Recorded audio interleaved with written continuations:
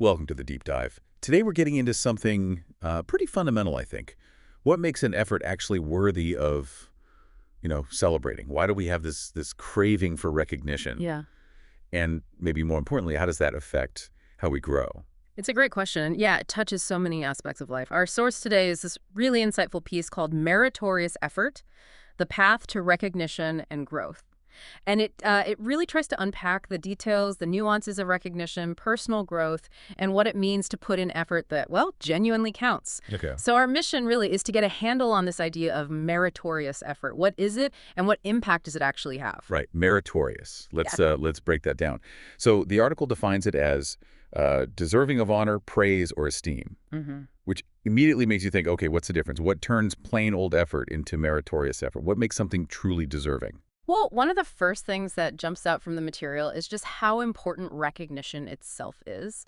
The article points out that, time is important, and deep down, we want our actions to mean something, even if it doesn't lead to anywhere. And that really speaks to a core human need, doesn't it? I mean, think about putting in significant effort, pouring yourself into something, and having it go completely unnoticed. Even if there wasn't a technical win or a specific goal reached, that lack of recognition, it can cause real internal damage. Internal damage. That's a strong phrase. It suggests it's more than just feeling disappointed. Oh, definitely. That feeling that your work was meaningless, it can really chip away at your motivation. It might make you cynical, maybe even lead to burnout down the line. It affects how you approach things next time. Yeah, that makes sense. And it kind of leads into another idea you mentioned, that recognition can be this really powerful motivator. The source argues that if the effort was genuine, we should acknowledge it, even if they haven't technically achieved anything. But how does that work? How does that sort of vote of confidence, I guess, how does that actually build motivation? Is it just psychological? It's largely psychological, yeah. It builds up that feeling of, okay, what I'm doing is valued, that sense of self-efficacy. But you've hit on a really key point there, because the article also brings up a crucial counter-argument.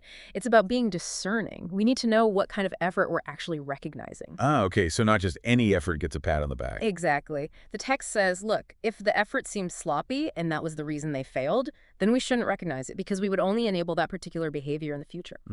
So it's really vital to realize what kind of effort they placed in it. Recognition isn't supposed to be like a participation trophy for just showing up. It's about the quality, the intent behind the work. That distinction feels absolutely critical. But it makes me wonder, what about those tricky situations? What if someone genuinely believes they gave their absolute best, but, to someone else looking in, it still seems sloppy? How do you balance that need for discernment with maybe protecting someone's self-belief, especially if they keep facing setbacks? That's a tough one, a real-world challenge. And the article doesn't give an easy formula, but it implies that this kind of discernment needs, well, careful observation. It's about understanding the person's process, their intent, not just looking at the final result. The goal is to foster growth, right? Not just tick a box for completion. Okay. And this ties into another point the article raises, which is about how we actually express achievement or recognition. It suggests that, interestingly, the way one outward express their achievement doesn't really matter. Doesn't matter. Yeah. Really? Well, not in the sense of needing a big ceremony or a formal award. What's most important, it says, is that the expression, however it happens, is done in such a way that is positive and promote healthier behavior moving forward. It's more about the spirit of the recognition, the genuine affirmation, rather than the pomp and circumstance. So less about the trophy cabinet, more about the authentic well done. Precisely. And the article uses this fantastic image. It really hits home. It talks about seeing a gold medal hanging on a fridge like a child's drawing. Think about that visual. It just levels the playing field, doesn't it? Yeah, it really does. It tells us that meaningful recognition isn't confined to, public stages or fancy awards. It's often that deeply personal, maybe even private validation, the kind that actually fuels you to keep going, that bolsters your self-belief. It can be as simple and as cherished as that kid's drawing stuck on the fridge door. Okay, so wrapping this up then. We've dug into this idea of meritorious effort, and it's clear it's much more than just hitting a target. It really comes down to the quality of the effort, the positive intent behind it.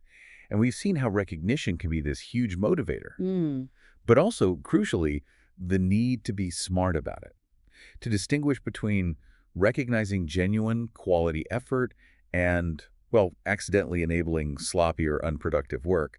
It's definitely a balancing act. It is, and thinking about effort this way, it completely reframes how we look at failure, too. Yeah, The piece offers this powerful perspective. We should not look at where our failures are, but where failures can lead us closer to success. I like that. Yeah, it's not about pretending mistakes didn't happen. It's about seeing them as, data points, Mhm. stepping stones. They can actually guide us forward, help us grow, build resilience instead of just being a dead end.